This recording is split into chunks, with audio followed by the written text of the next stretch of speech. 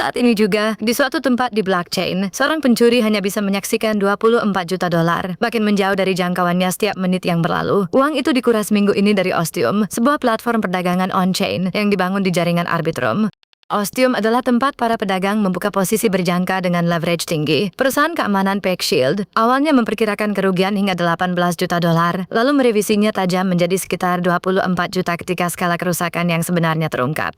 Tetapi pencurian itu baru permulaan. Penyerang sudah mulai memindahkan dana lebih dari 10.000 keping Ether ke Tornado Cash, layanan yang dirancang untuk menghapus jejak antara pengirim dan penerima. Begitu kripto masuk ke pencampur seperti itu, ia menjadi hampir mustahil dilacak dan jauh lebih sulit dipulihkan sepenuhnya oleh siapapun. Bagi mereka yang mempercaya Ostium, ini pengingat keras bahwa dalam keuangan terdesentralisasi, satu serangan bisa menguras sebuah brankas dalam hitungan menit dan peluang menariknya kembali langsung menyusut.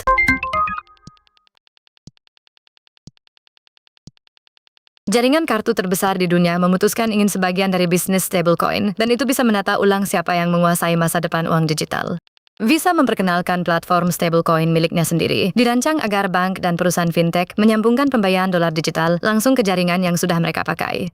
Alih-alih membangun infrastruktur kripto dari nol, lembaga-lembaga itu kini bisa menyelesaikan dan menyimpan stablecoin di dalam sistem global yang sama, yang setiap hari menggerakkan uang bagi miliaran orang.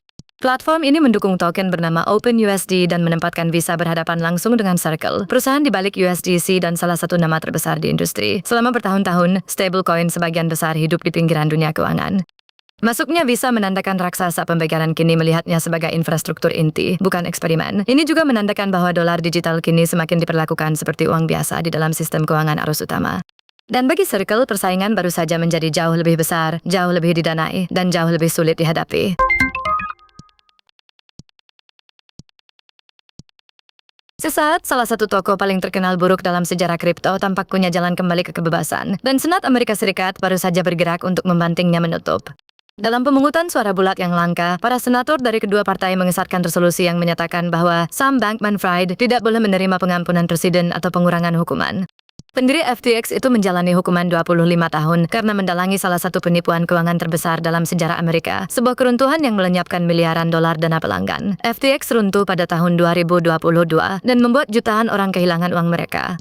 Langkah ini yang dipimpin Senator Cynthia Lummis dan Ruben Gallego tidak mengikat, artinya tidak punya kekuatan hukum untuk menghentikan pengampunan. Tetapi pesannya jelas, dan datang di saat sejumlah toko kripto diam-diam menerima keringanan. Dengan mencatat setiap senator, Washington menarik sebuah garis publik yang tak bisa dihapus siapapun nanti, apapun yang mungkin terjadi berikutnya. Subscribe sekarang